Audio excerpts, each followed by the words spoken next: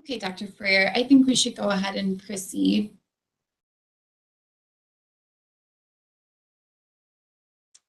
I think you're muted. Sounds great. Good afternoon. Thanks everyone for joining us today. I appreciate the opportunity to share our first COVID-19 post-surge update, as well as to answer any questions that you have.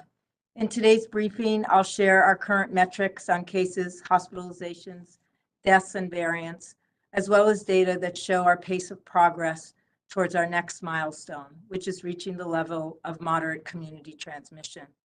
I'll present our latest vaccination coverage data, including information on gaps in vaccination coverage for children between the ages of 5 and 11, along with an update on schools. I'll also provide some reminders regarding our current masking requirements and key considerations for future actions.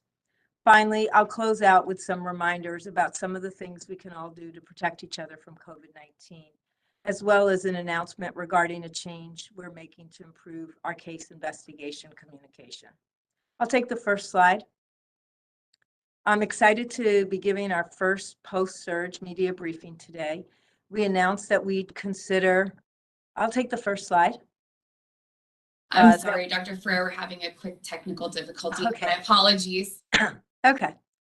I'll just keep going. We announced that we consider LA County to be ending the winter surge when we had fewer than 2,500 hospitalizations for 7 consecutive days. Last Thursday, our hospitalizations dropped to under 2,500, and since then, our daily counts have stayed below that. So I'm very pleased and relieved to share that we've met that milestone, and we're reaching the end of our devastating winter surge. This means that we've successfully reduced the spread of COVID-19 in LA County to a level where our healthcare system is able to return to customary services. Because we've reduced the strain on our healthcare system, we're now at a point where we can consider making sensible changes to some of our COVID-19 mitigation strategies. We're grateful to everyone who moved us to this point by following safety recommendations, which helped reduce COVID spread across all our communities.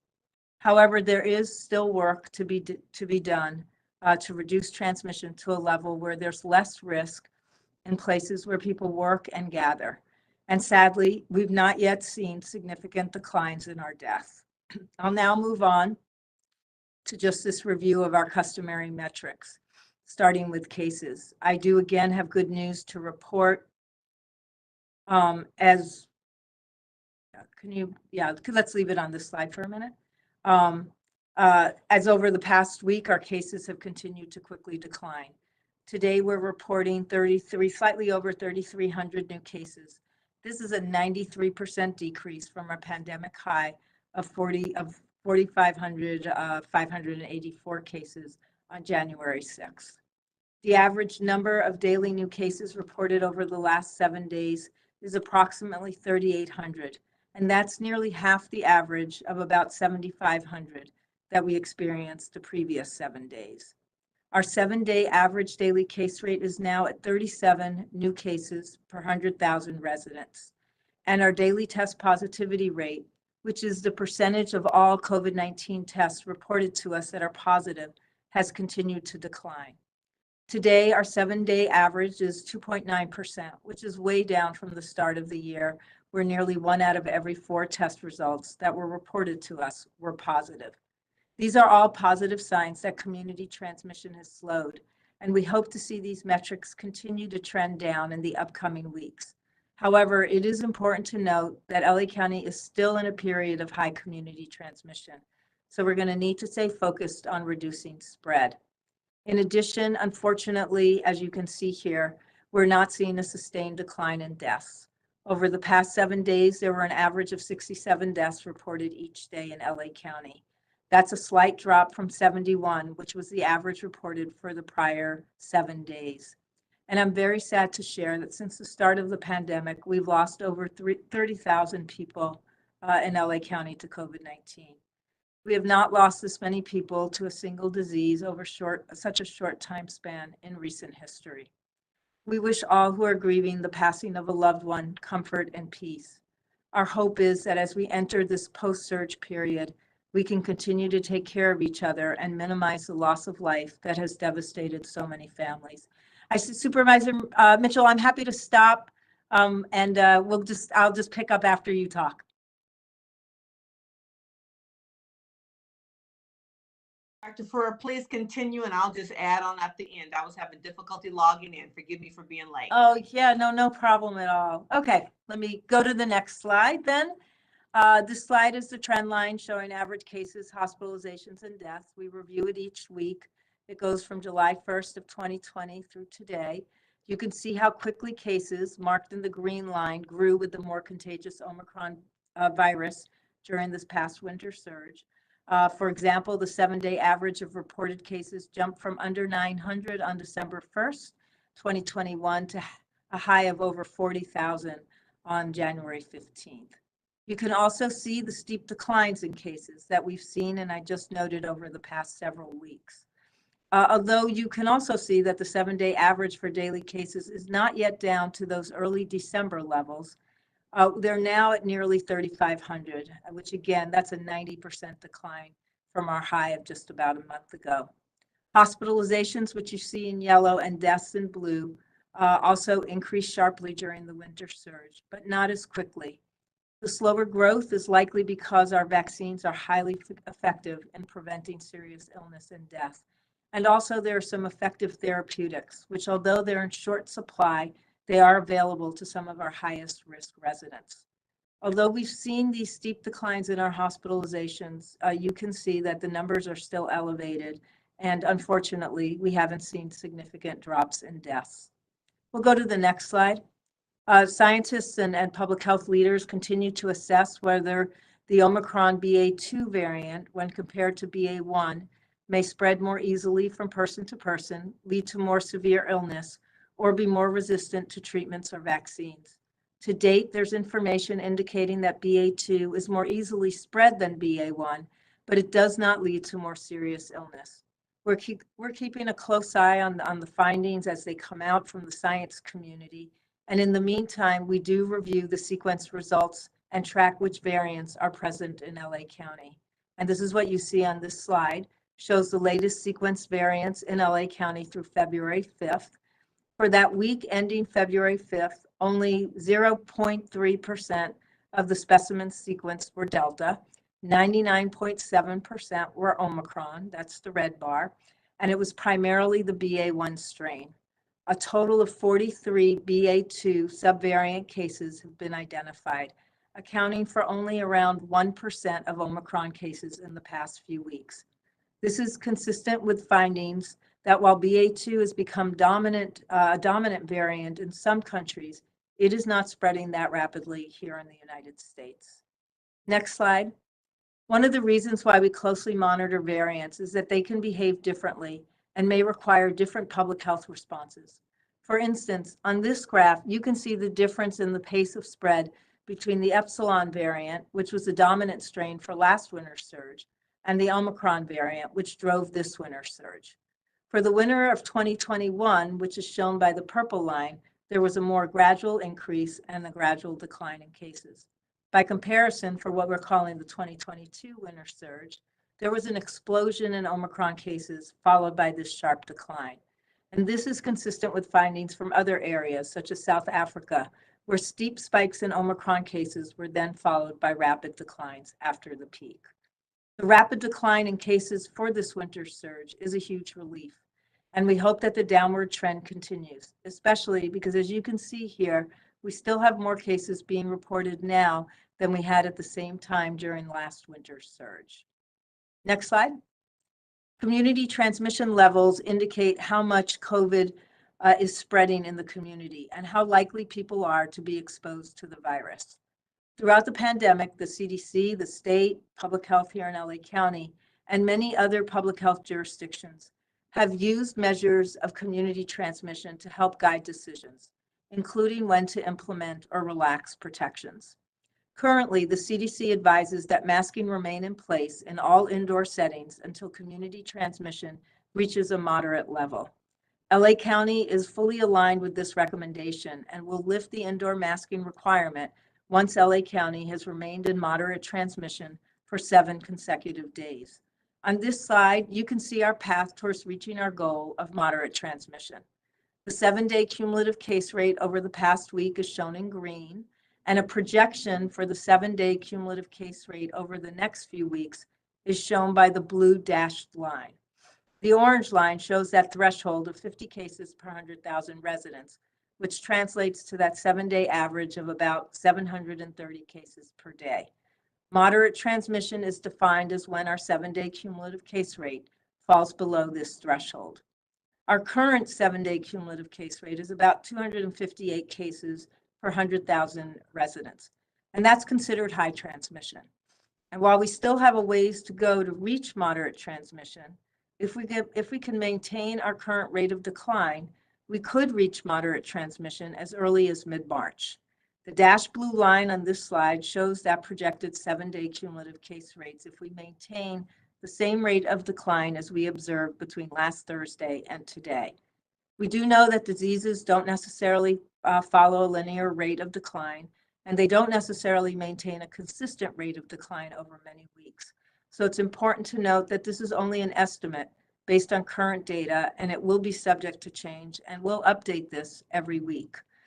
Given our current trajectory, I do think that this is feasible. And it's certainly helped if we all are doing our best to follow the protective measures that slow transmission. Wearing well-fitting masks or respirators, following COVID-19 prevention guidelines at schools and work sites, and staying home when sick or exposed to COVID-19, they remain sensible protections that evidence shows work to reduce the transmission of COVID. And of course, getting vaccinated and boosted continue to provide powerful protections that allow us to build both personal and community defenses against future surges. Next slide. This graph shows daily hospitalizations over the last 4 weeks. The yellow line represents the number of hospitalizations, and that red horizontal line shows our post-surge target of 2,500 daily COVID hospitalizations. On January 15th, we had over 4,500 daily COVID hospitalizations. 1 month later, February 15th, we reported less than half of that, with about 1,800 daily COVID-19 hospitalizations. And you can see yesterday was the 7th consecutive day where hospitalizations were under 2,500, which means that we consider LA County to be post-surge. This is an important milestone because one of the most harmful consequences of the surge was that it stretched our hospitals, with many needing to postpone routine services and divert patients to other settings, as well as putting immense pressure on all of the providers and staff who care for hospitalized patients. While we still have several times more people hospitalized with COVID-19 than we did prior to the surge, most hospitals can once again provide many, if not all, of their customary services. I'll take the next slide. Although we're now at the end of the winter surge, deaths are still elevated, but I'm relieved to share that they may be starting to decline, as you see here. You can see that the 7-day average for deaths steadily increased over the past 2 months, but it has started to decline slightly. And we're averaging, when we look at the episode date of the death, about 50 daily deaths. I do want to note, however, that this average daily reported deaths is still about 4 times higher than it was just about 2 months ago on December 15th.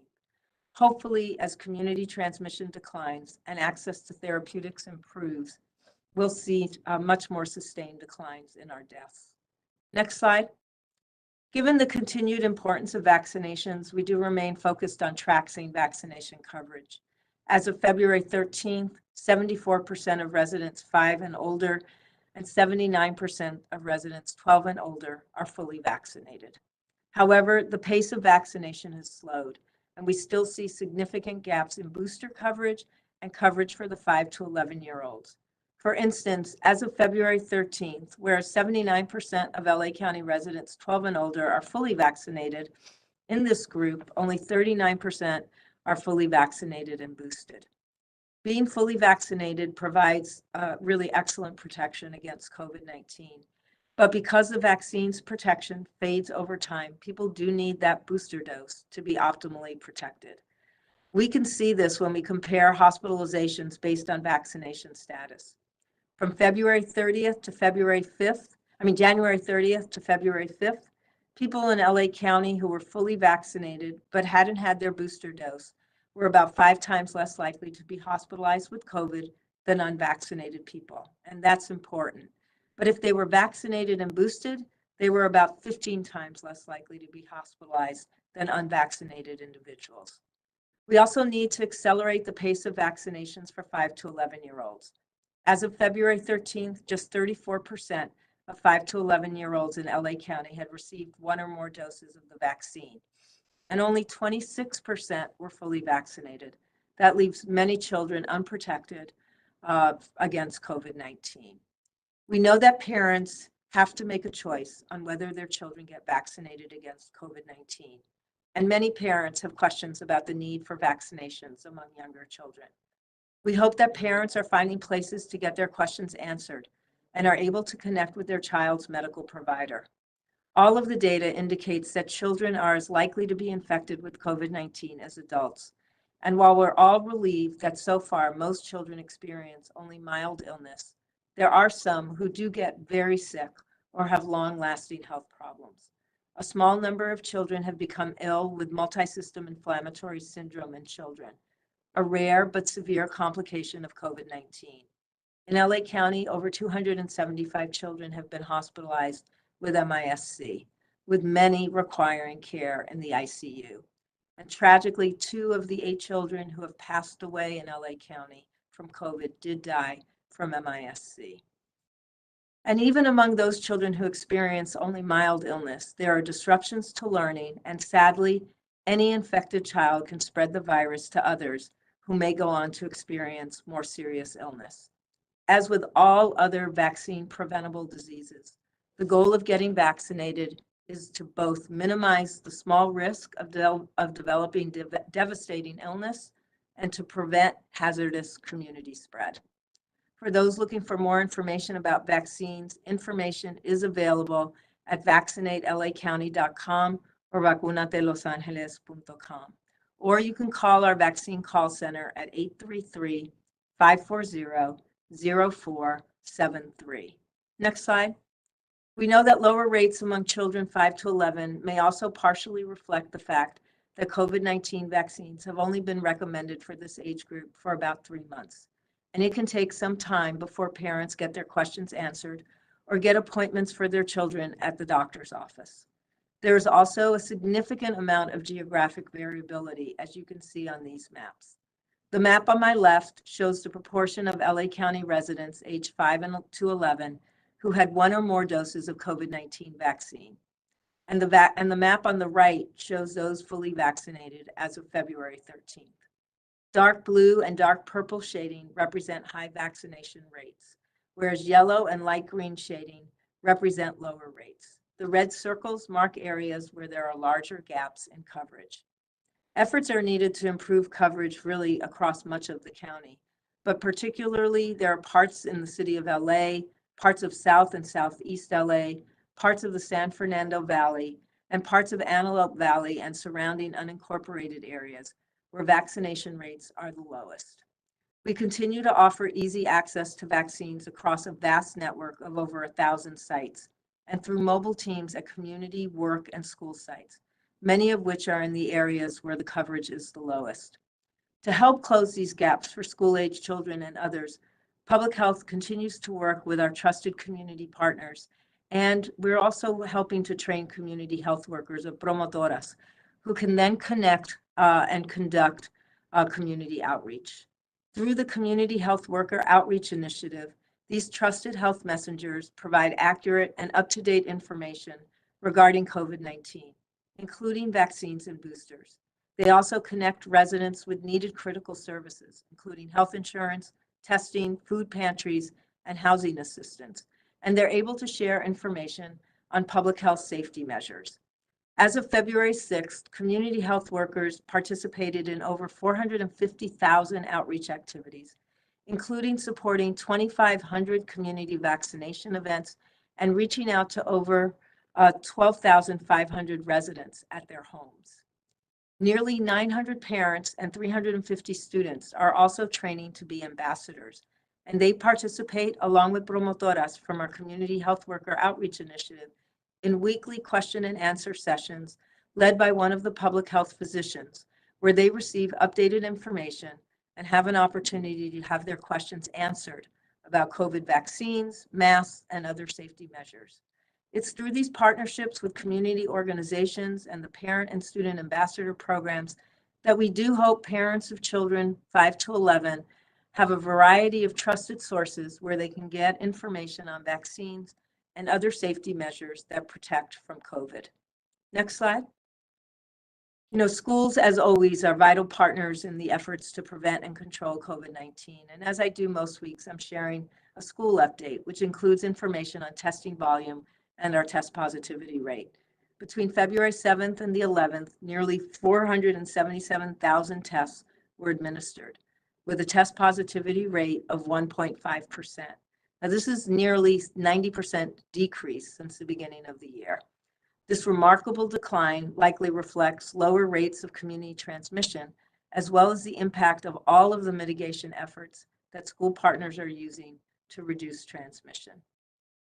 We can go to the next slide. This provides additional information on the number of COVID-19 cases among students and staff in the TK through 12 schools from the beginning of the school year through February 13th, and it does it by grade sector levels.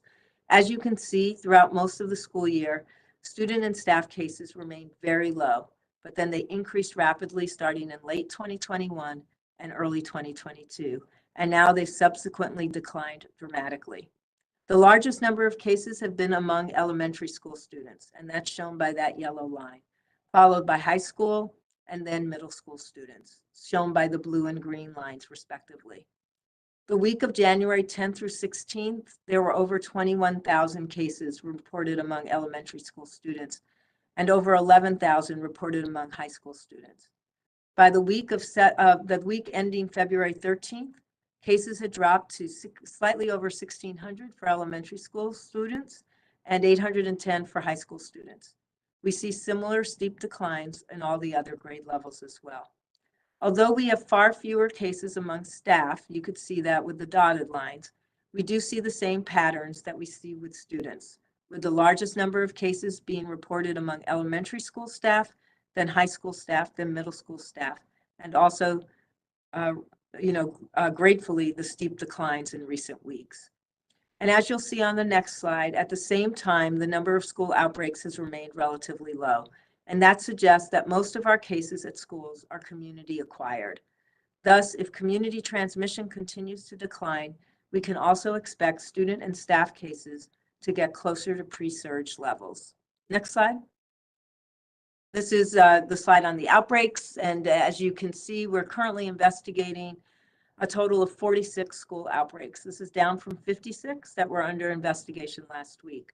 There are 8 new outbreaks that were opened between February 6th and the 12th, 5 in elementary schools, 1 in a middle school, and 2 in youth sports.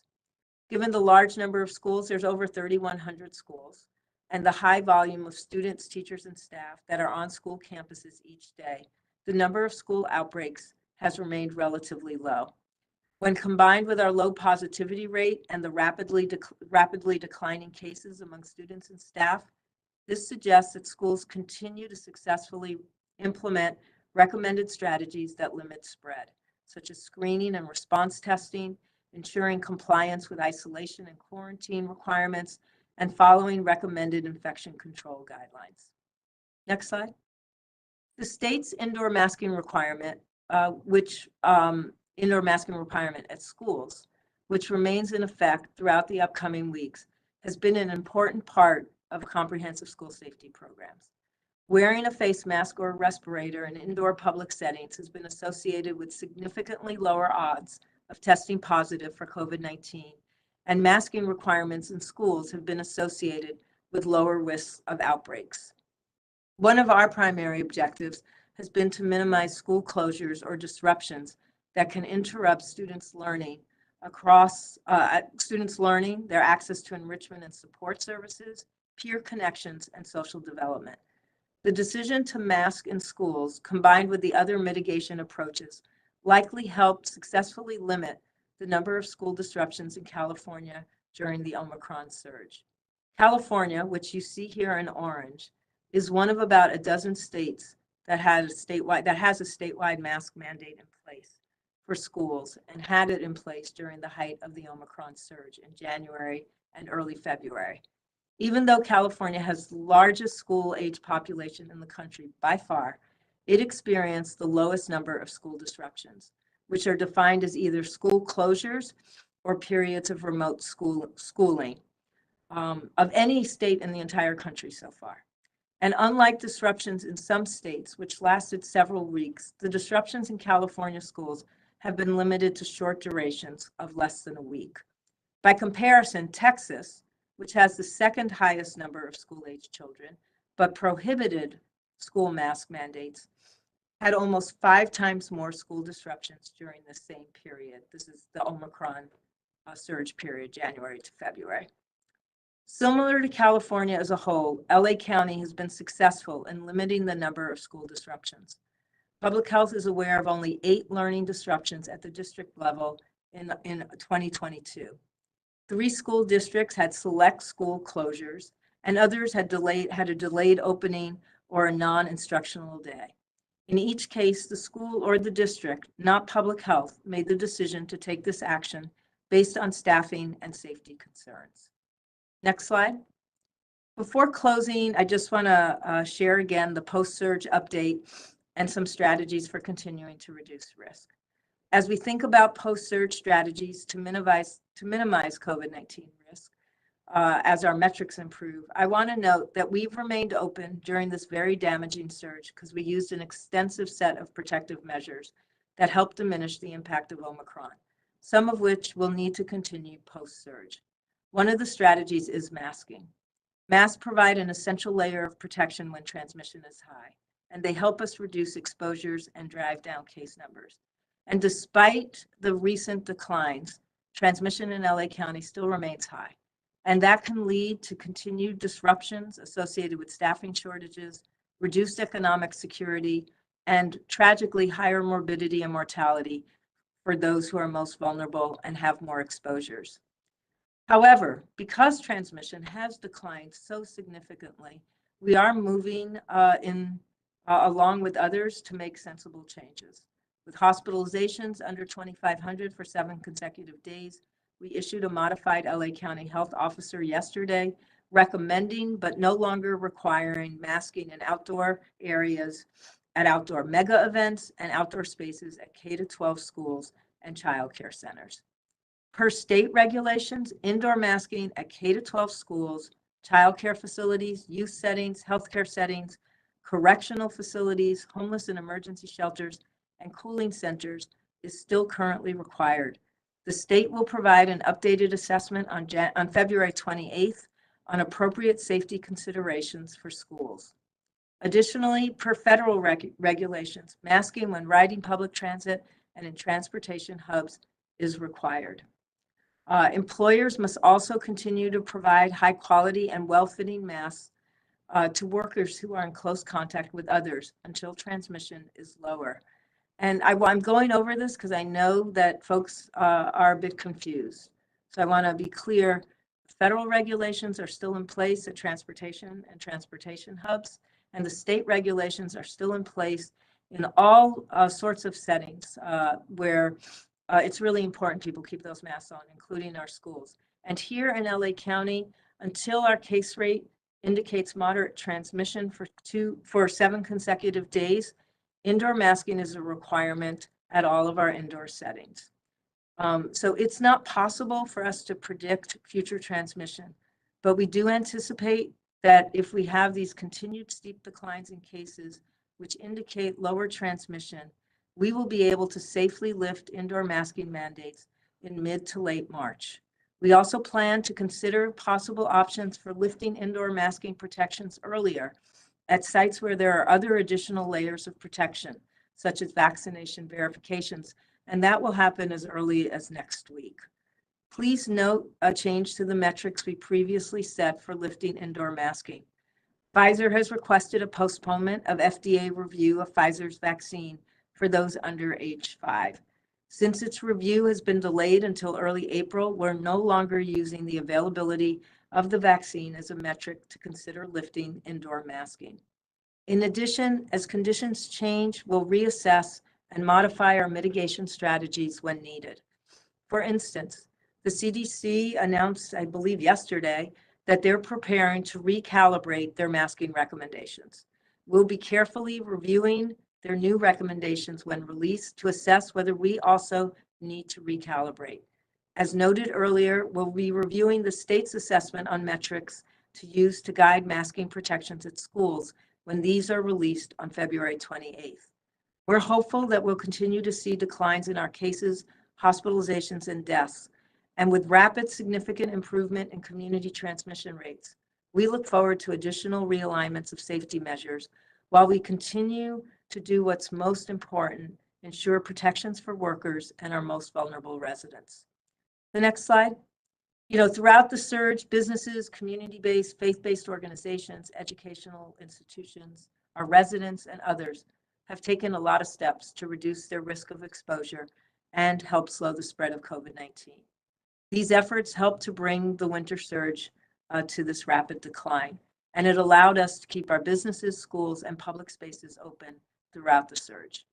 Although we're post-surge, we do need everyone's help to further slow transmission and reduce risk. So as we move out of the surge, we're thanking our partners and residents, and we are asking that everyone continue to layer on those protections that are most sensible.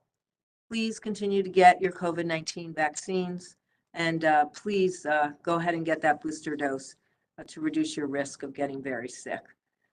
If you're ill, it's really important to go get tested. If you've been exposed to COVID-19, please go get tested.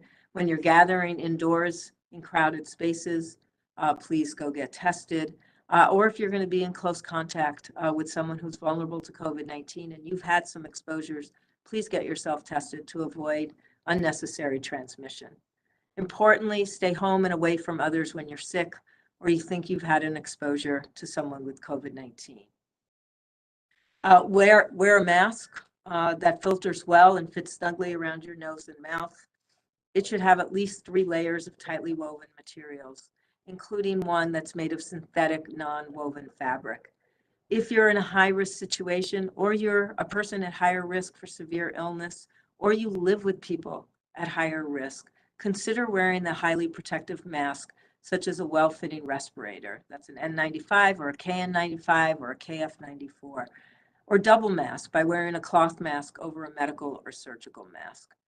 These common sense protections will offer us the best chance to prevent additional cases, hospitalizations, and deaths. They keep our work sites, schools, and other public sites open and outbreak-free. They protect workers and most vulnerable residents. They allow residents to continue to do all the things they love, and they lower transmission to the point where we can consider safely scaling back many of the protection measures that have remained in place. And I'm just going to close with the last slide. I just want to make sure people have information. We've made an enhancement to our case identification and contact tracing process. This is a confidential process that we use to help slow the spread of COVID-19. Residents who test positive for COVID-19 are notified by us that, in fact, they need to take some protections. We ask them a few simple questions about places they've been and people they might have exposed to, again, avoid a lot of transmission. And the information that they share with us is confidential, but it does help support reducing transmission. We have a new text messaging option. So for folks where we have a phone number that goes along with an electronic lab report, you'll get a text message from us. This isn't fraudulent.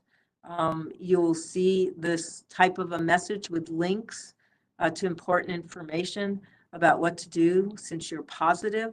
And you can take this confidential survey online if you want. It also gives you the phone number to call so you can get help and support. Some people need help isolating and quarantining. Other people just have a lot of questions and need to get connected to a medical home. So please, go ahead and give us that, open up that text message and feel confident that this is meant to really help you manage being positive with COVID.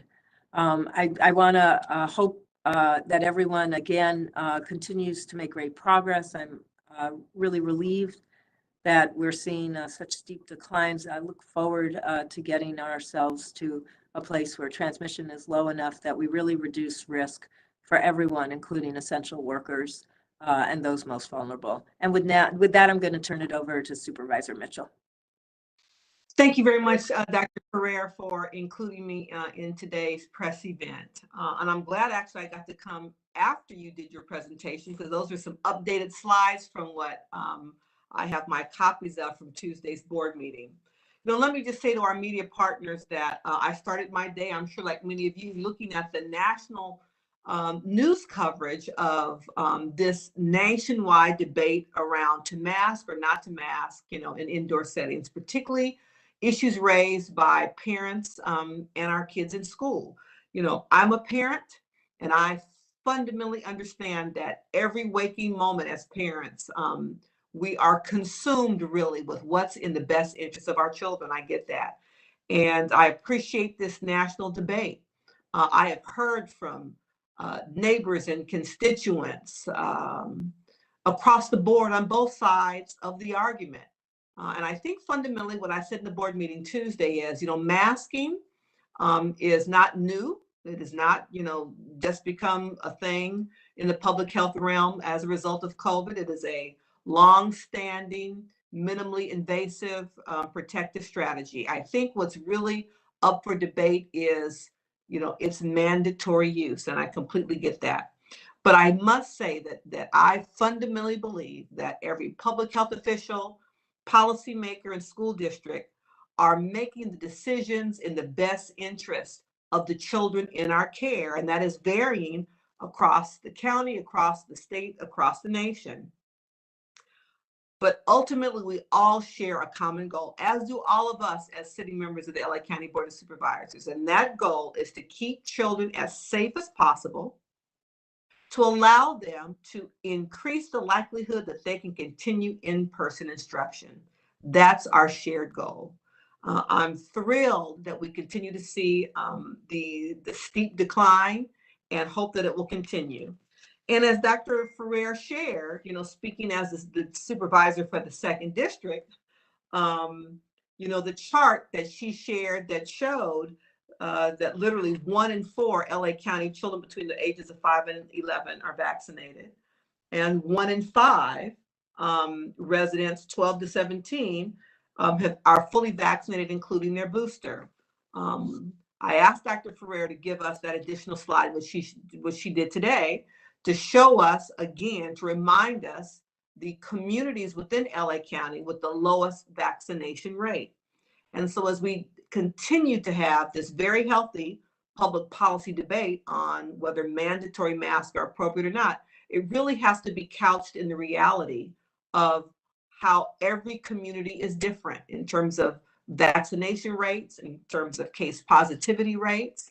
And for us to continue to see this sharp decline, for us to continue to be able to make sure that all LA County children continue to have safe access to in-person instruction, I believe we need to use every tool within our power, every tool in our toolbox to maintain their safety, to continue to make testing readily available, to continue to make vaccines readily available, and to continue masking until such time as each individual school district, looking at their own data, deems it appropriate, as the state makes their decision post February 28th. I would ask our media partners to really share broadly 2 very informative slides that Dr. Ferrer shared today. The school disruption dashboard, I think, is a fact-based, fair assessment on showing what strategies California used to help reduce our school disruption. And I think the slide that shows the post-surge masking requirements to really help people understand what our goal is to get to a place where we can all unmask indoors safe. Because again, our shared goal must be for schools to stay open and for all work spaces and places to remain open and be as safe as possible for every worker, every employee, and all of us who are patronizing those spaces. So again, from my perspective, the current health officer order, the focus is on how we can remain safe as we go about our daily activities.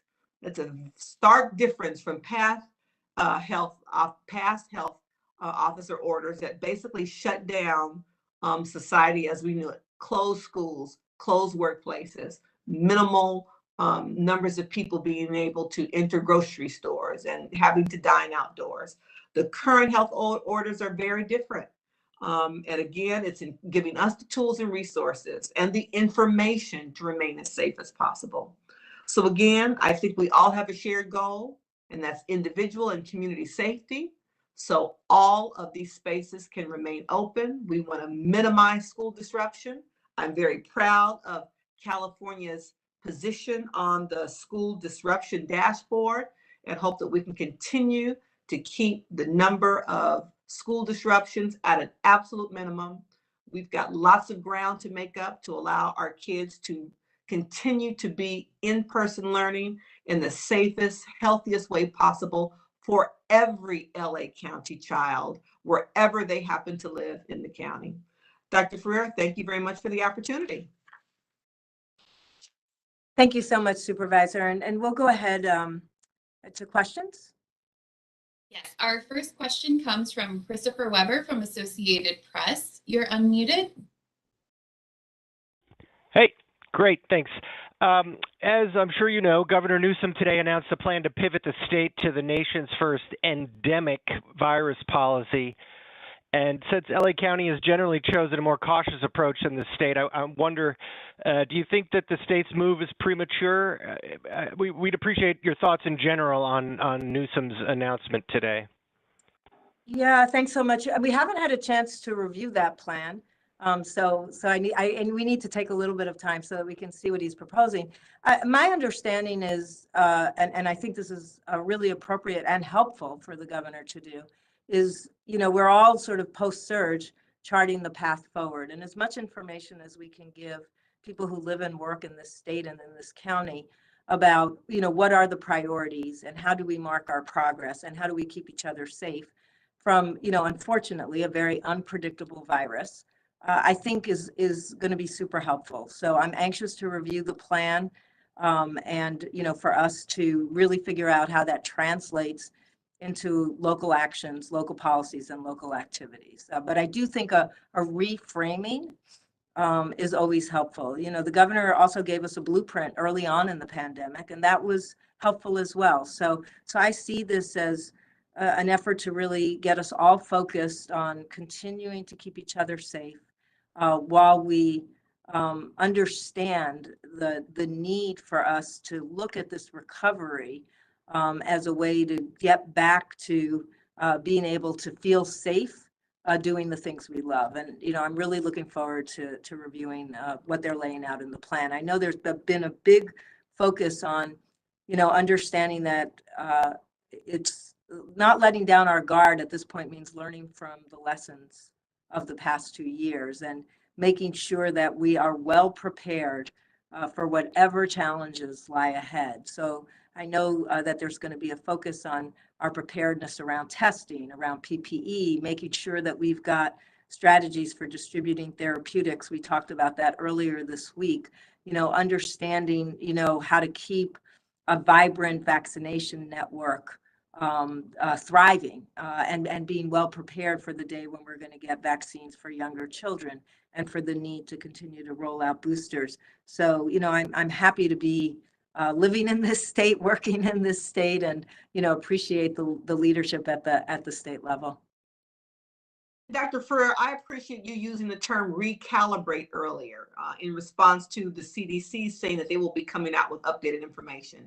And your willingness to always recalibrate based on new information. Recalibrate as our steep declines continue. Recalibrate once we're clear what CDC will say and what the state's going to say February 28th with regard to school masking. So I appreciate your desire and willingness and statement that you will make adjustments, and that's okay, based on new information.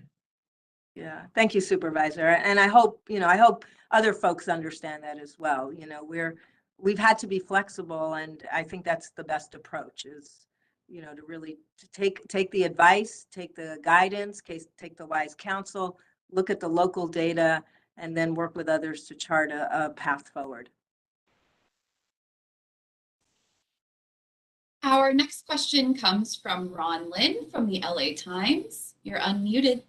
Hi, Dr. Ferrer and Supervisor Mitchell. Thanks so much for taking our questions. We have a question for the supervisor and our questions for Dr. Ferrer.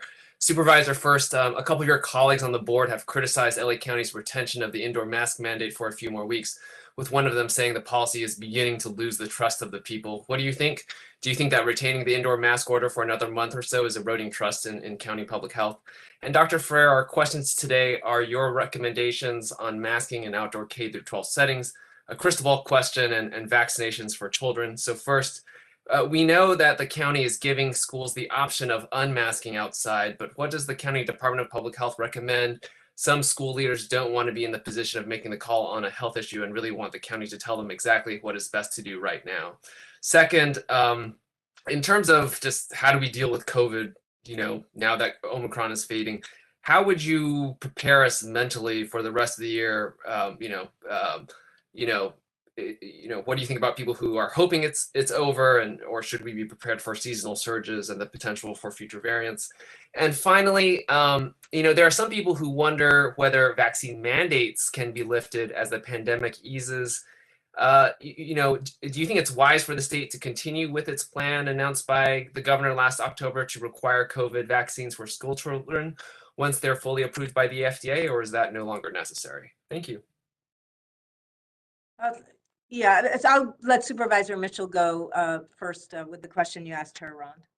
I appreciate that. Trust is a difficult thing, I think, to measure, community-wide. And, what does it take to erode someone's trust in government?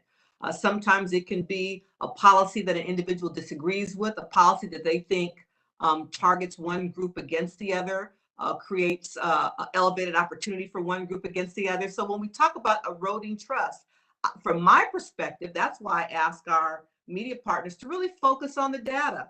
The school disruption dashboard is a powerful tool to help people understand, based on our actions here in LA County, in the state of California as a whole, our children were able to experience in-classroom instruction more than many states that didn't take the same strategies we did. And so I think looking at the data, at hard facts, again, these are very personal issues. None of us as parents want our children compromised in any way. That includes making sure that they remain as safe as possible in classroom settings. So this notion of trust of government officials is sometimes, I think, a movable line, depending upon who you're asking and what the issue is. That's why I think sticking to the hard data, acknowledging that actions we took here in California to expand access to testing, which LAUSD did a yeoman's job, as well as many of the other school districts across the 88 cities that comprise LA County, making sure people have access to vaccine and doing all that we can to encourage parents to answer their questions, to increase the likelihood that they will have their children vaccinated, as well as masking. I think all of those strategies together helped create an environment in which children stayed as safe as possible. I get a little concerned when I hear from constituents through social media or calls to my office that trivialize the number of children who've been tested COVID positive or attempt to minimalize the number of deaths. Any child death is a death too many. And so whatever we can do whatever I can do as an elected leader, whatever we can do in the context of public health to reduce those risks for all children, I think is a part of my oath as an elected official. Just as we mandate bicycle helmets for children, just as we mandate seatbelt wear, just as we mandate, protective fencing around swimming pools and personal residences. Those are some of the top killers, quite frankly, of children across this state. And public policy makers have made very tough decisions in many instances to provide a floor, a safety floor, to try to provide a safer environment for children. That's what we've done in the context of COVID, and I think it's the most appropriate thing for us to continue to do. So providing people with facts, how masking, how our multi-pronged approach to keeping their children safe have reduced our school day disruption is a way in which we can help people understand the actions we've taken and why. And that's not by any means from a perspective of willful abuse or ignoring the wishes of parents. It's elevating a public policy platform that meets the needs of every child across LA County. Yeah, thanks so much, Supervisor. I think the only other thing I would add from a public health perspective is, two things. One is there are lots of parents and there are lots of teachers and there are lots of staff and there are lots of workers that also contact us and would like the masks to stay. So, I sometimes worry that it's presented as like everybody, wants this all to disappear. And, we hear from, hundreds and hundreds of folks who actually want there, in some cases, to be even more protection, not less protection, because they're worried because they're an essential worker and they know they have to go to work and they feel like there's just going to be too many exposures. So, life would be a lot easier if, in fact, everybody was completely united about what the path forward looked like. And I think, as Supervisor Mitchell said, there's a healthy discourse, but we shouldn't ignore any of the voices because some voices are louder than others. I think it's really important to remember that there are lots of groups of folks who would like to be heard on this, and sometimes their interests are divergent. So we have to just remember we're listening to lots and lots of different people. Mm-hmm. I think as part of listening to lots and lots of different people, we've been in places before where public health has and government has moved forward with safety measures that have in fact not been popular, but they've been essential. And I'm gonna just give one. I'm gonna give two. I'm gonna talk about seatbelts and remind us how much everybody hated the fact that government was going to mandate and take away your freedom to decide when you got in a car whether or not you had to put that seatbelt on. That was hated, but we know it saved so many lives. Looking back at the time, you didn't have necessarily the body of evidence. You had what we have now. You had smaller studies. That's what we go on now. But in the end, it saves hundreds of thousands of people's lives because we do have mandatory seatbelts. And the same thing with tobacco. Especially at the time where the tobacco regulations first were coming out, when so many more people were smoking, and people thought it was outrageous that, again, government and public health would put in place regulations that prohibit where people could smoke. So we've been in spaces before where some of the decisions are really hard on lots of people. And I've said, certainly would be the easiest thing at the moment would be to just go ahead and say, yeah, let's just go ahead and, follow what's going on for the rest of the state. But the governor has been clear, Dr. Galley has been clear that the intent here is for local health departments to take a look at their own data and then craft a sensible path forward that puts front and center protecting those who are vulnerable during a pandemic. And that's, for us, essential workers and people who have vulnerabilities because of their conditions and, in many cases, where they're living and working. So we're going to continue to pay attention to that. as we move forward, knowing, that this is a difficult time for everyone, and appreciating the fact that it is difficult for so many people, and not wanting to be disrespectful to anybody, but looking closely at the information we have and our duty to really worry about population health as well. And sometimes we come to different conclusions because of the work that we're doing. So I think in terms of your questions about the school districts, wanting us to dictate, I mean, I talk with the school district superintendents every Thursday morning. We do briefings pretty much every week with folks who are working in our schools. And I haven't actually heard it framed the same way, Rhonda, about, could we just tell people what to do? I think school districts appreciate having the flexibility. We've been clear. We didn't have an outdoor masking requirement earlier because transmission rates were lower. As transmission rates are lower now, it is time for people to go ahead and make those adjustments. Obviously, this works best in places where students aren't going to be outside in very crowded situations. In some districts, that's not possible, and they will continue until rates get even lower to keep those masking requirements in place outdoors. And as I said this morning when I was speaking with the superintendents, we will be behind those districts 100%. We recognize that, depending on your school building and your facility and, sort of your ability to get everybody outside, and you're in different circumstances. So we always say, we recommend when people are in crowded situations outdoors, that it's helpful to keep those masks on. And there are some districts that will go ahead and continue to make a decision to keep masks on until our rates get even lower. And we have an enormous respect for that.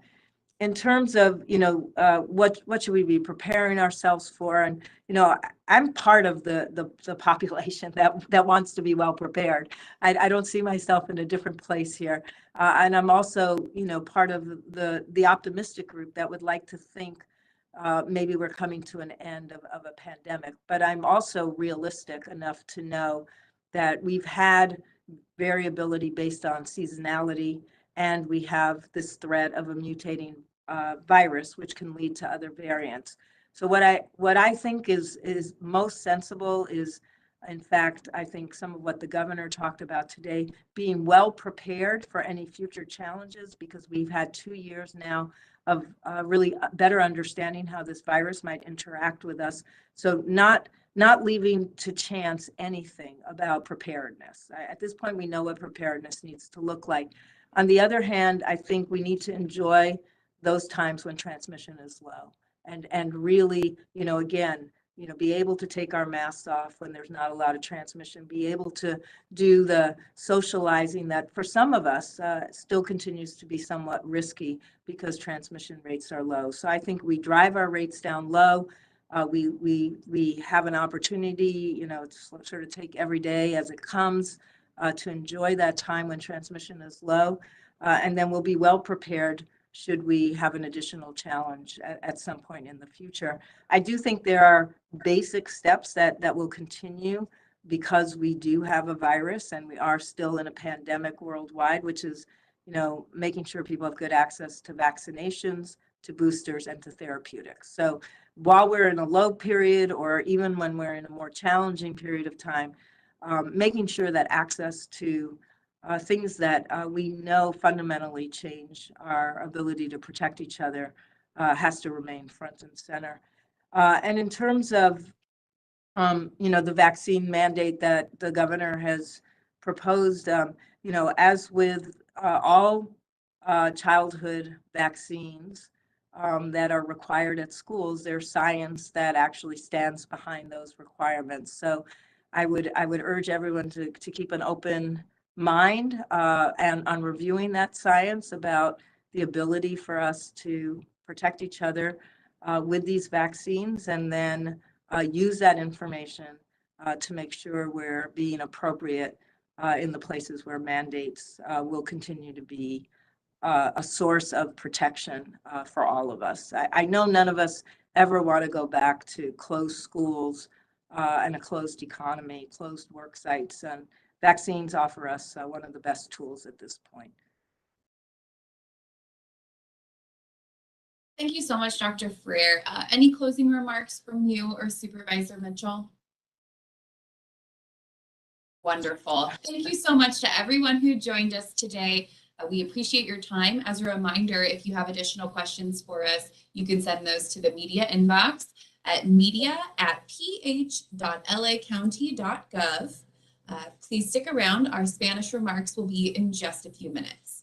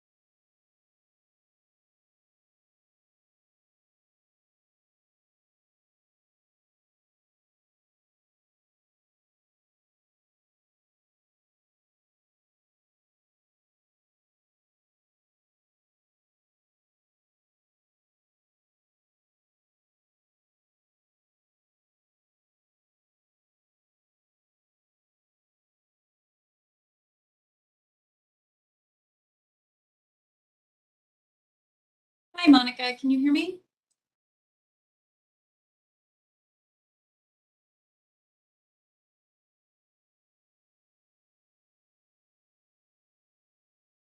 Yes, I can hear you. Sorry, I was mute. Wonderful. Okay, great. Good afternoon, everyone. Thank you for joining us for the Spanish portion of today's briefing. We have Monica joining us. Oh, excuse me. Today is Thursday, February 17th. We have Monica joining us. Monica, when you are ready. Thank you so much, Kim.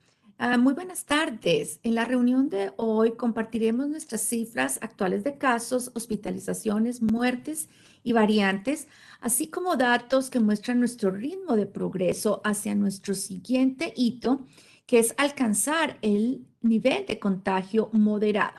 Presentaremos nuestros últimos datos de cobertura de vacunación, incluida información sobre brechas en el alcance de la vacunación en niños de entre 5 y 11 años, junto con una actualización sobre la situación de COVID en las escuelas.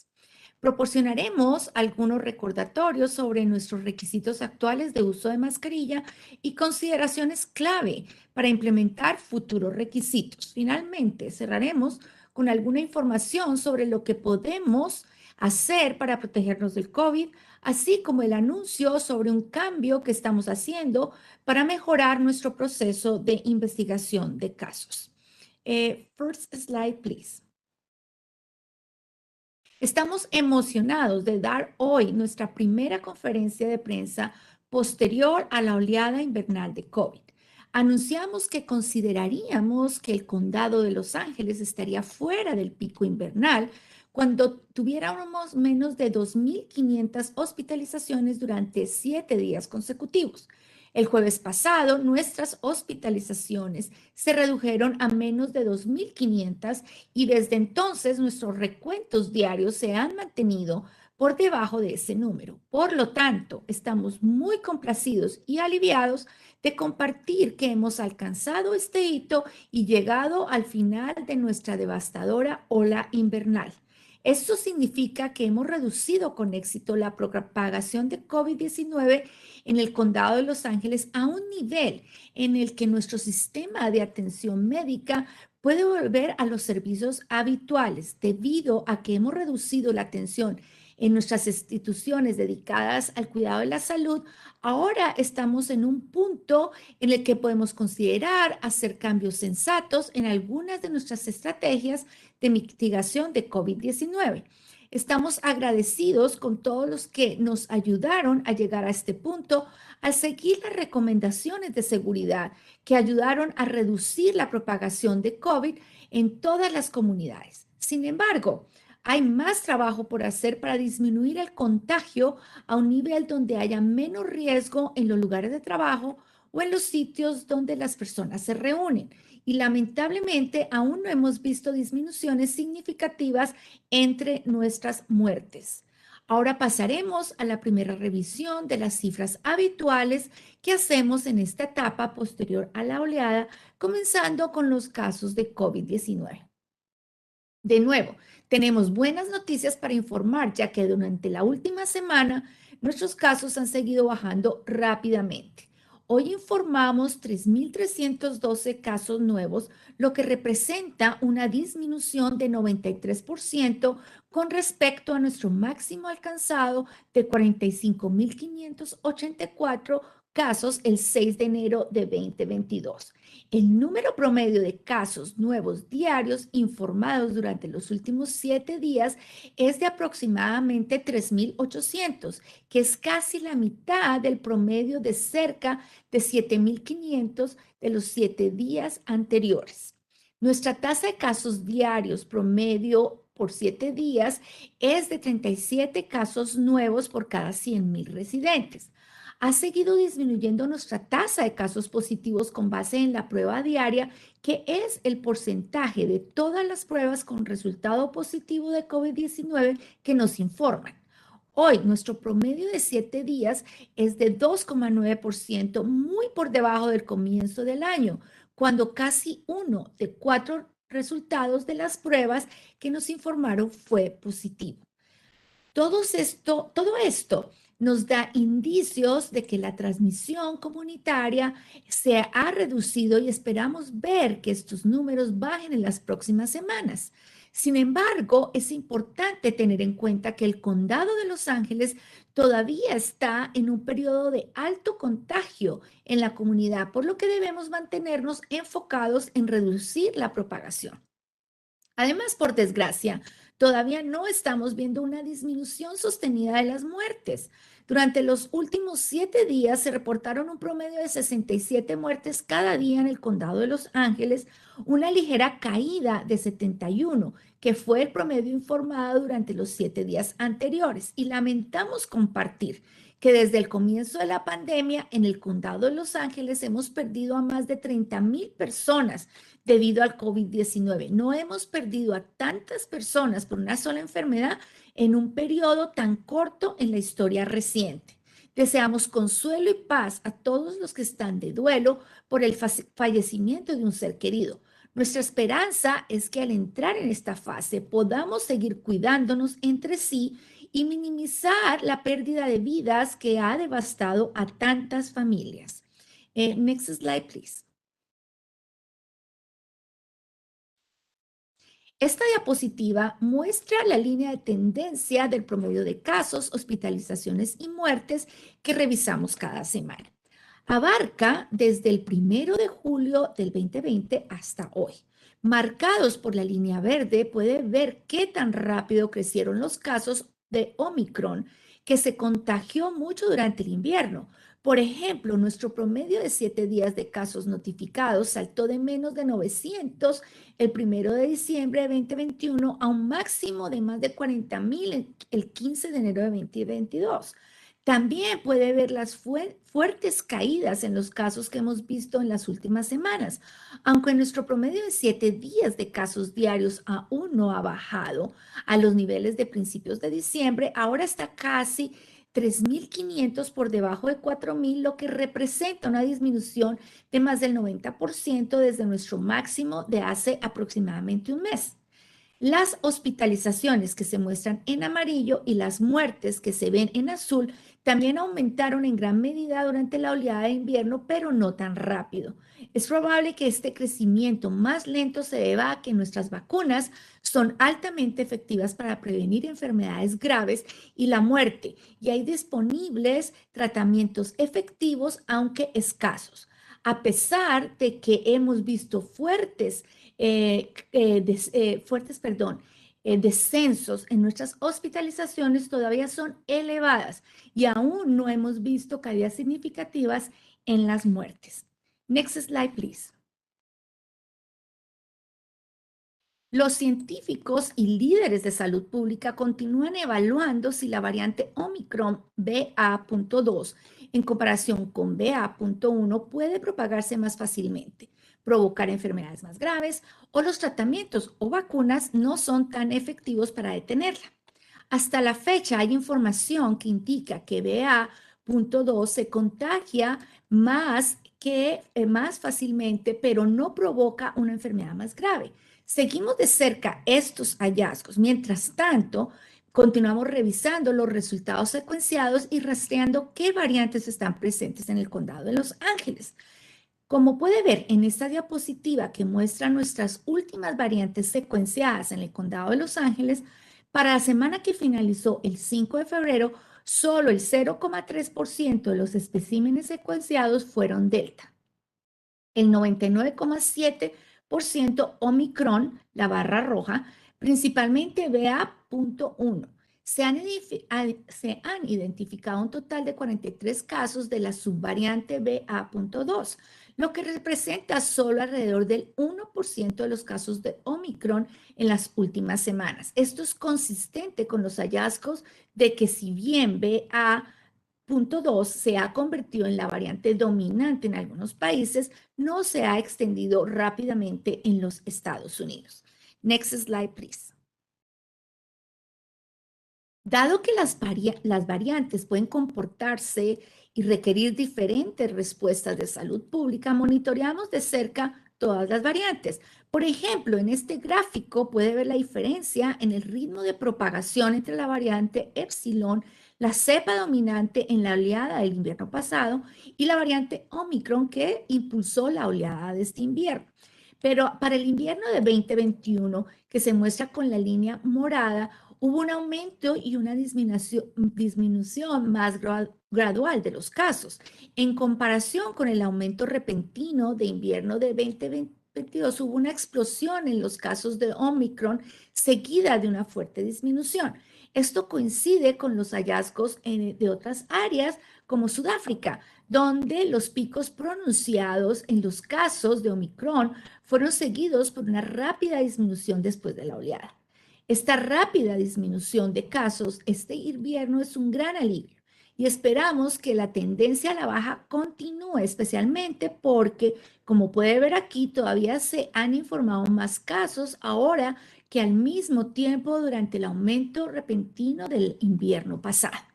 Next slide, please. Los niveles de contagio indican cuánto se está propagando el COVID en una comunidad y la probabilidad de que las personas estén expuestas al virus. A lo largo de la pandemia, los CDC, el Estado, Salud Pública y muchas otras jurisdicciones han medido el contagio comunitario para ayudar en la toma de decisiones para implementar o relajar las protecciones. Actualmente, los CDC aconsejan que se mantenga el uso de mascarilla en todos los entornos bajo techo hasta que la propagación comunitaria alcance un nivel moderado. El condado de Los Ángeles acoge esta recomendación y eliminará el requisito de uso de mascarilla en interiores una vez que la transmisión moderada dure 7 días consecutivos. En esta diapositiva puede ver nuestro camino para alcanzar la meta de contagio moderado. La tasa de casos acumulada de 7 días durante la última semana se muestra en verde y la proyección de la tasa de casos acumulada de 7 días durante las próximas semanas se muestra en la línea discontinua azul. La línea naranja muestra el umbral de 50 casos por cada 100,000 habitantes, lo que se traduce en un promedio de 7 días de alrededor de 700 casos por día. El contagio moderado se da cuando nuestra tasa de casos acumulada de 7 días cae por debajo de este umbral y el objetivo para el contagio moderado se muestra con la línea de puntos naranja. Nuestra tasa actual de casos acumulados por 7 días es de 25,887 casos por 100,000 personas, lo que se considera un contagio alto. Si bien todavía tenemos mucho camino por recorrer para alcanzar la transmisión moderada, si mantenemos nuestra tasa actual de disminución, deberíamos alcanzar el contagio moderado a mediados de marzo. La línea azul discontinua en esta diapositiva muestra la proyección de 7 días de nuestras tasas de casos acumuladas si mantenemos la misma tasa de disminución que observamos el jueves pasado y hoy. Sabemos que las enfermedades no siguen una tasa lineal de disminución ni mantienen una tasa constante de disminución durante muchas semanas, por lo que es importante tener en cuenta que esta es solo una estimación o un estimado basado en nuestros datos actuales y está sujeta a cambios. Dada nuestra trayectoria actual, creemos que esto es factible y ciertamente ayuda si todos hacemos nuestro mejor esfuerzo para seguir las medidas de protección que ayudan a reducir la transmisión. El uso de mascarillas o cubrebocas de nivel médico que se ajusten bien, el seguimiento de las pautas de prevención del COVID-19 en las escuelas y los lugares de trabajo y quedarse en casa cuando se está enfermo o expuesto a COVID-19 siguen siendo protecciones sensatas que la evidencia muestra que funcionan para reducir la transmisión de COVID-19. Y vacunarse y recibir el refuerzo continúa brindando poderosas protecciones que nos permiten construir defensas tanto personales como comunitarias contra futuras oleadas. Next slide, please.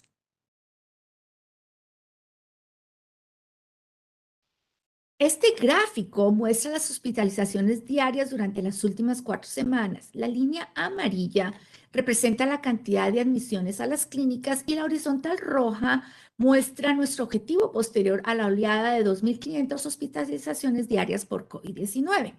El 15 de enero tuvimos más de 4,500 hospitalizaciones diarias por COVID-19. Solo un mes después, el 15 de febrero, informamos menos de la mitad, 1,885 hospitalizaciones diarias por COVID.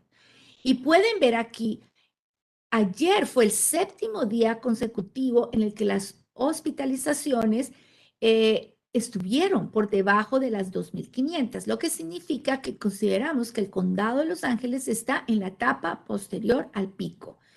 Esto es un hito importante porque una de las consecuencias más dañinas de la oleada fue que puso mucha presión en nuestros hospitales y muchos tuvieron que posponer los servicios de rutina y desviar a los pacientes a otros entornos, además de abrumar a los proveedores y al personal que atiende a los pacientes hospitalizados. Si bien todavía tenemos muchas más personas hospitalizadas con COVID que antes del aumento repentino, la mayoría de los hospitales pueden volver a brindar muchos, si no todos, sus servicios habituales. Next slide, please.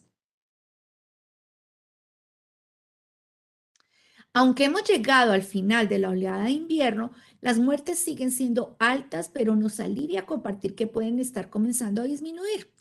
En esta diapositiva puede ver que el promedio de 7 días de muertes aumentó de manera constante durante los últimos 2 meses, pero comenzó a bajar ligeramente y tenemos un promedio de 50 muertes diarias ahora en comparación con las 65 muertes diarias del 25 de enero. Sin embargo, queremos señalar que nuestro promedio de muertes diarias notificadas sigue siendo aproximadamente 4 veces mayor que hace solo 2 meses, el 15 de diciembre. Con suerte, a medida que disminuya el contagio comunitario y mejore el acceso a los tratamientos médicos, veremos reducciones sostenidas en las muertes. Next slide, please. Dado que las vacunas continúan siendo importantes, seguimos enfocados en el seguimiento a la cobertura de vacunación. A partir del 13 de febrero, el 74% de los residentes mayores de 5 años y el 79% de los individuos mayores de 12 años estaban completamente vacunados. Sin embargo, se ha desacelerado el ritmo de la vacunación y todavía vemos brechas significativas en la cobertura del refuerzo y en la de niños de 5 a 11 años. Por ejemplo, a partir del 13 de enero, mientras que el 79% de los residentes del condado mayores de 12 años estaban completamente vacunados, solo el 39% habían recibido la dosis de la vacuna y el refuerzo correspondiente. Estar completamente vacunado brinda una excelente protección contra el COVID, pero debido a que la protección de las vacunas se desvanece con el tiempo, las personas necesitan una dosis de refuerzo para estar protegidas de manera óptima. Podemos ver esto cuando comparamos las hospitalizaciones según el estado de vacunación. Del 30 de enero al 5 de febrero, las personas en el condado de Los Ángeles que estaban completamente vacunadas, pero que no habían recibido el refuerzo, tenían cerca de 5 veces menos probabilidades de ser hospitalizadas con COVID que las personas no vacunadas. Si estaban vacunados o con refuerzo, tenían casi 15 veces menos posibilidades de ser hospitalizadas que las personas no vacunadas. También necesitamos acelerar el ritmo de vacunación para los niños de 5 a 11 años. Hasta el 13 de febrero, solo el 34% de los niños de 5 a 11 años en el condado de Los Ángeles habían recibido una o más dosis de la vacuna contra el COVID y solo el 26% estaban completamente vacunados, lo que deja a muchos niños desprotegidos y solo parcialmente protegidos contra el COVID. Sabemos que los padres tienen que elegir si vacunar a sus hijos contra el COVID y muchos padres tienen preguntas sobre la necesidad de vacunar a sus hijos muy pequeños. Esperamos que encuentren lugares para obtener respuestas a sus preguntas y puedan conectarse con el proveedor médico de su hijo. Todos los datos indican que los niños tienen la misma probabilidad de infectarse con COVID-19 que los adultos. Y aunque todos estamos aliviados de que ahora la mayoría de los niños solo experimentan una enfermedad leve, hay algunos que se enferman gravemente y tienen problemas de salud duraderos. Una pequeña cantidad de niños se han enfermado con el síndrome inflamatorio multisistémico, una complicación rara pero grave de COVID-19. En el condado de Los Ángeles, más de 275 niños han sido hospitalizados con esta enfermedad, muchos de los cuales requieren atención en las unidades de cuidados intensivos, y 2 de los 8 niños que trágicamente fallecieron con COVID murieron a causa de este síndrome. E incluso entre aquellos niños que solo experimentan una enfermedad leve, hay interrupciones en el aprendizaje. Y por desgracia, cualquier niño infectado puede transmitir el virus a otros que pueden enfermarse de gravedad. Al igual que con todas las demás afecciones que se pueden prevenir con vacunas, el objetivo de vacunarse es tanto minimizar el pequeño riesgo de desarrollar una enfermedad devastadora como prevenir la peligrosa propagación comunitaria. En vacunatelosangeles.com o el centro de llamadas de vacunación 833-540-0473 hay información sobre las vacunas. Next slide, please. Sabemos que las tasas más bajas entre los niños de 5 a 11 años también pueden reflejar parcialmente el hecho de que las vacunas COVID solo se han recomendado para este grupo de edad durante aproximadamente 3 meses y puede pasar algún tiempo antes de que los padres obtengan respuestas a sus preguntas y puedan hacer citas con el médico. También la ubicación geográfica influye en el ritmo de vacunación, como se puede ver en estos mapas.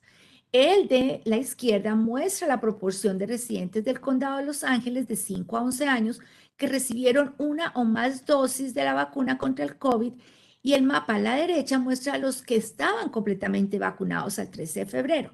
Los sombreados azul oscuro y violeta oscuro representan las tasas de vacunación más altas, mientras que los sombreados amarillo y verde claro muestran las tasas más bajas. Los círculos rojos marcan áreas donde hay menores brechas en la cobertura.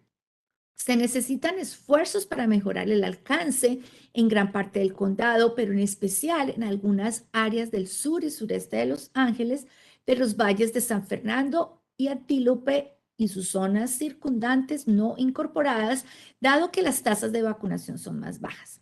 Seguimos ofreciendo fácil acceso a las vacunas a través de una amplia red de más de 1,000 sitios a través de equipos móviles en la comunidad. El trabajo y la escuela, muchos de los cuales se encuentran en las áreas donde la cobertura es más baja. Seguimos ofreciendo fácil acceso a las vacunas a través de una amplia red de más de 1,000 puestos, como ya lo dijimos. Para ayudar a cerrar estas brechas, Salud Pública trabaja con organizaciones comunitarias y capacita a los promotores de salud que luego pueden realizar actividades de extensión entre la comunidad. A través de la iniciativa comunitaria de extensión para trabajadores de la salud, estos mensajeros difunden información confiable y reciente sobre COVID-19, incluidas vacunas y refuerzos. También conectan a los residentes con los servicios críticos que necesitan, incluidos acceso a seguro médico, pruebas, despensa de alimentos y vivienda, y comparten información sobre los requisitos de seguridad de salud pública. Hasta el 6 de febrero, estos promotores participaron en más de 450,000 actividades de divulgación, incluida su participación en 2,500 jornadas de vacunación y visitaron a más de 2,500 residentes en sus hogares. Cerca de 900 padres y 350 estudiantes también se están capacitando para ser embajadores y participar junto con los promotores de esta iniciativa en sesiones semanales de preguntas y respuestas dirigidas por uno de nuestros médicos de salud pública, donde reciben información actualizada y respuestas a sus preguntas sobre vacunas, mascarillas y otros aspectos de seguridad contra el COVID-19. A través de nuestras alianzas con organizaciones comunitarias y los programas de padres y estudiantes embajadores, esperamos que los padres de niños de 5 a 11 años tengan una variedad de fuentes confiables donde puedan obtener información sobre vacunas y otras medidas de seguridad que protegen contra el COVID. Next slide, please. Las escuelas son aliadas vitales en nuestros esfuerzos para prevenir y controlar el COVID. Y como lo hacemos en la mayoría de las semanas, compartimos una actualización sobre la situación en los planteles que incluye información sobre el volumen de pruebas y la tasa de casos positivos con base en ellas. Entre el 7 y el 11 de febrero se administraron cerca de 477,000 pruebas con una tasa de casos positivos con base en la prueba de 1,5%, lo que representa una disminución de casi el 90% desde principios de año. Esta notable baja probablemente refleja menores tasas de contagio comunitario, así como el impacto de las estrategias de mitigación que los aliados escolares están utilizando para reducir la propagación. Next slide, please. En la siguiente diapositiva daremos información adicional sobre la cantidad de casos de COVID-19 entre los estudiantes y el personal de las escuelas de transición a grado 12 desde el comienzo del año escolar hasta el 13 de febrero por nivel de grado. Como puede ver, durante la mayor parte del año escolar, los casos de estudiantes y personal se mantuvieron muy bajos, pero aumentaron rápidamente a partir de fines de 2021 y principios de 2022 y posteriormente disminuyeron drásticamente. El mayor número de casos ha sido entre estudiantes de primaria, que se muestra con la línea amarilla, seguidos por los estudiantes de secundaria y luego de preparatoria, que se muestran con las líneas azul y verde respectivamente. En la semana del 10 al 16 de enero se informaron más de 21,000 casos entre estudiantes de primaria y más de 11,000 entre estudiantes de secundaria. Para la semana del 7 al 13 de febrero, los casos se redujeron a 1,650 para las escuelas primarias y 810 para las escuelas secundarias. Vemos caídas pronunciadas similares para los otros niveles de grado.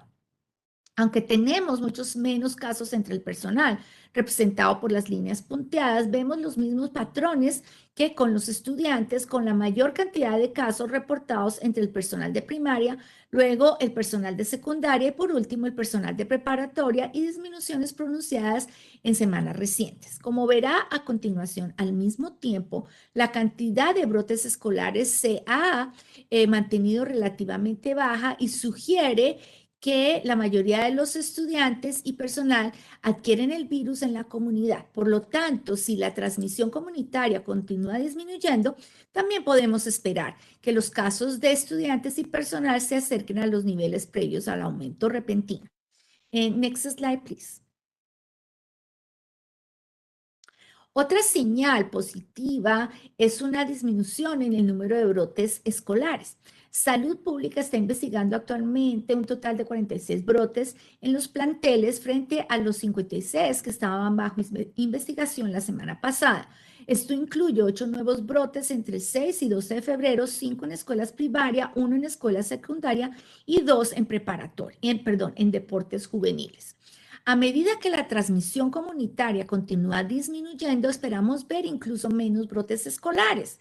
Sin embargo, dada la gran cantidad de escuelas, más de 3.100, y el alto número de estudiantes, maestros y personal que se encuentran en las escuelas todos los días, la cantidad de brotes escolares se ha mantenido y es relativamente baja. Cuando se combina con nuestra baja tasa de casos positivos y la rápida disminución de casos entre los estudiantes y el personal, esto sugiere que las escuelas continúan implementando con éxito las estrategias recomendadas que limitan la propagación, como la detección y las pruebas de respuesta, asegurando el cumplimiento de los requisitos de aislamiento y cuarentena y siguiendo el control de infecciones recomendado.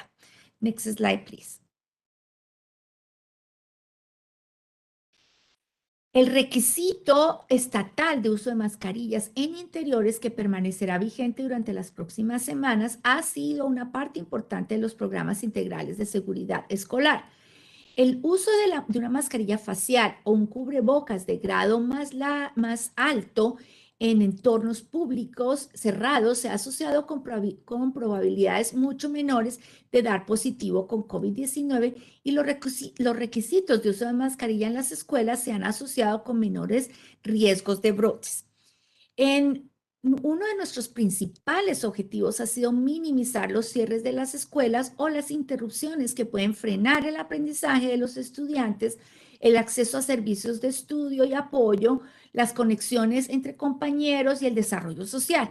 La decisión de usar mascarillas en las escuelas, combinada con otros enfoques de mitigación, posiblemente ayudó a limitar con éxito la cantidad de interrupciones escolares en California durante el aumento de Omicron.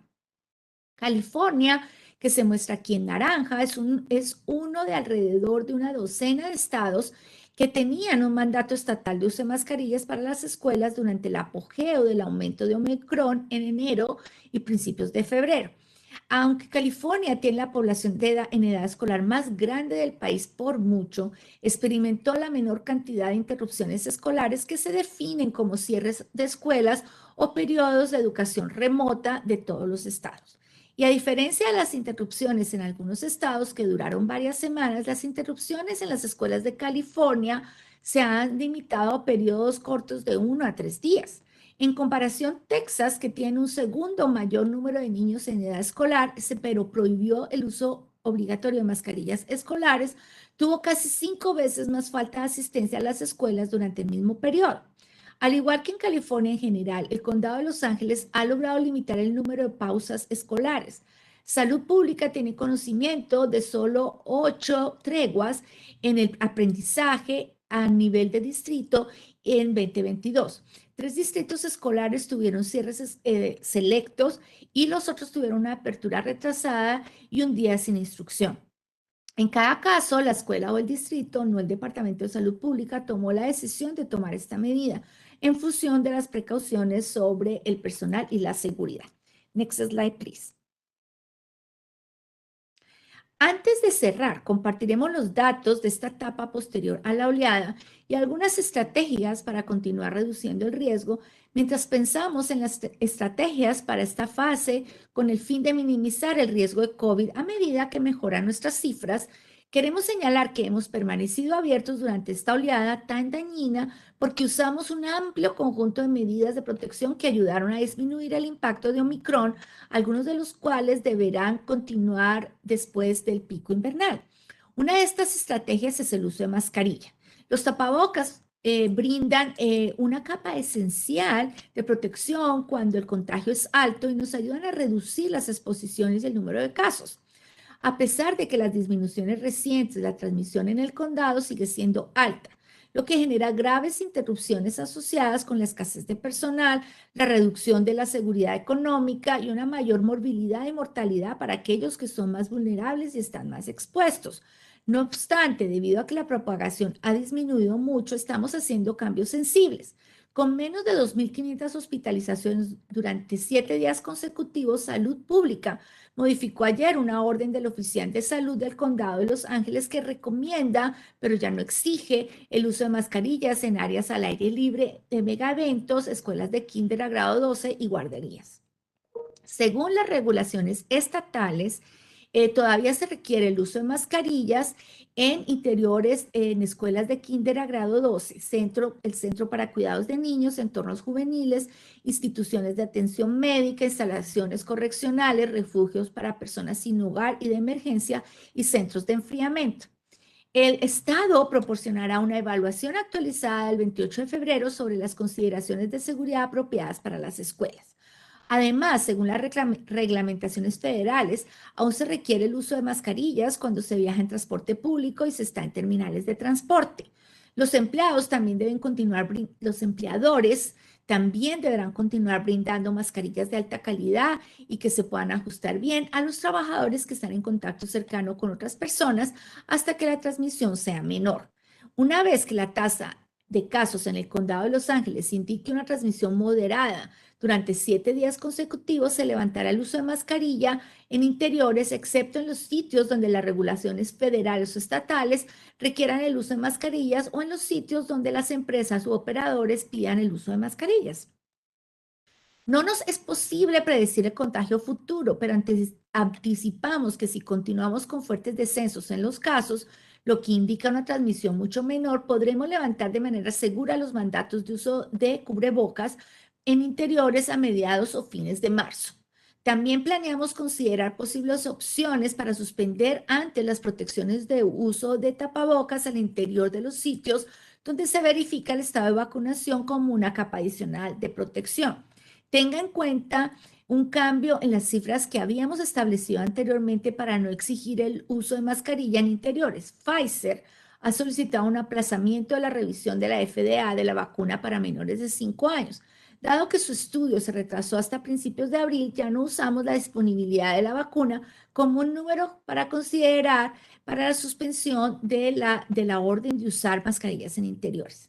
Además, a medida que seguimos avanzando, cambien las condiciones y de ser necesario, reevaluaremos y modificaremos nuestras estrategias de mitigación. Por ejemplo, los CDC anunciaron recientemente que se están preparando para recalibrar sus recomendaciones de uso de mascarillas. Analizaremos con cuidado sus sugerencias cuando se publiquen para evaluar si también necesitamos recalibrar. Y como se señaló anteriormente, revisaremos la evaluación del Estado sobre los números que se usarán para guiar las protecciones de uso de mascarillas en las escuelas cuando se publiquen el 28 de febrero. Tenemos la esperanza de que los casos, hospitalizaciones y muertes continuarán bajando con una mejora rápida y significativa en las tasas de transmisión comunitaria. Esperamos reajustes adicionales a las medidas de seguridad al tiempo que garantizamos la protección de los trabajadores y los residentes más vulnerables. Next slide, please.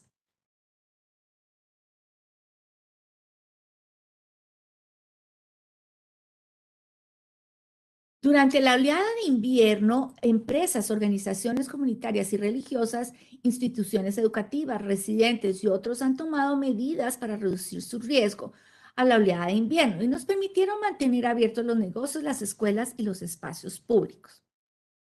Aunque estamos en la fase después de la oleada, todavía necesitamos la ayuda de todos para retrasar aún más la transmisión. Entonces, a medida que salimos del aumento, agradecemos a nuestros aliados y residentes y les pedimos a todos que continúen aplicando protecciones, incluidas las siguientes. Reciba todas sus vacunas contra el COVID, incluida una dosis de refuerzo para reducir el riesgo de enfermarse gravemente, ser hospitalizado o morir. Anime a sus amigos y familiares a que también se vacunen. Hágase la prueba si está enfermo, puede haber estado expuesto, Se va a reunir en el interior de un espacio lleno de gente o estará en contacto cercano con alguien que es vulnerable a COVID. Quédese en la casa y lejos de los demás cuando esté enfermo o si cree que puede haber estado expuesto a alguien con COVID. Si tiene síntomas, hágase una prueba, quédese en casa y alejados de los demás hasta que reciba el resultado. Hable con su médico acerca de las opciones de tratamiento si la prueba da positivo y tiene un alto riesgo de enfermedad grave. Use una mascarilla que filtre bien las partículas y se ajuste cómodamente alrededor de la nariz y la boca. El cubrebocas debe tener al menos 3 capas de materiales de tejido apretado, incluida una de tela sintética no tejida.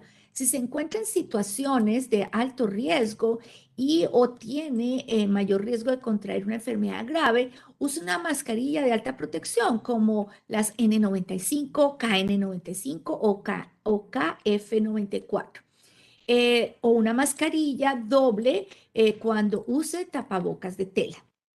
Continuar con estas protecciones de sentido común nos ofrece la mejor oportunidad para prevenir casos adicionales, hospitalizaciones y muerte, mantener abiertos nuestros lugares de trabajo, escuelas y otros sitios públicos, proteger a nuestros trabajadores y residentes más vulnerables, permitir que los residentes sigan haciendo de manera segura las cosas que aman, reducir la transmisión hasta el punto en que podríamos considerar suspender de forma segura muchas de las medidas de protección que siguen vigentes.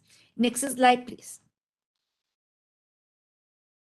Y finalmente, compartimos una mejora reciente que hicimos a nuestro proceso de identificación de casos y rastreo de contactos. El rastreo de contactos es un proceso simple y confidencial que se utiliza para ayudar a frenar la propagación de COVID.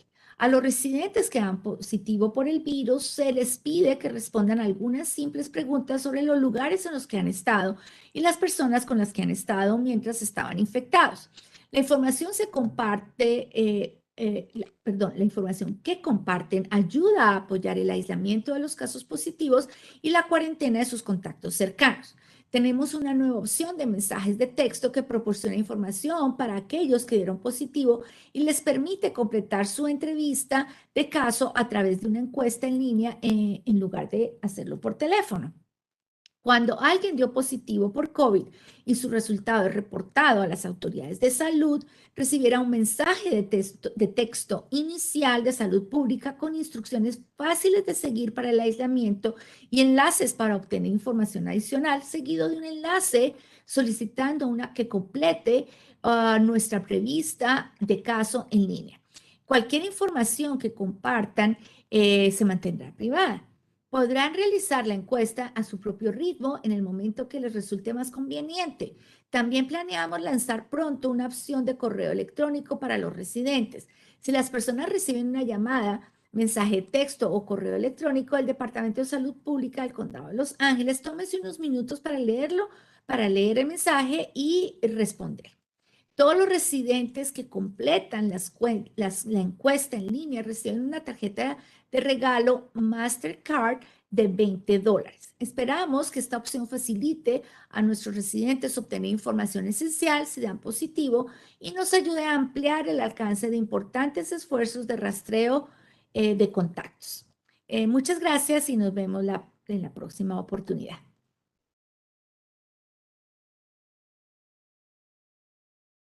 Thank you so much, Monica, and thank you to everyone who joined us today. If you have media questions, you can email those to our inbox at media@ph.lacounty.gov. We'll see you again next week.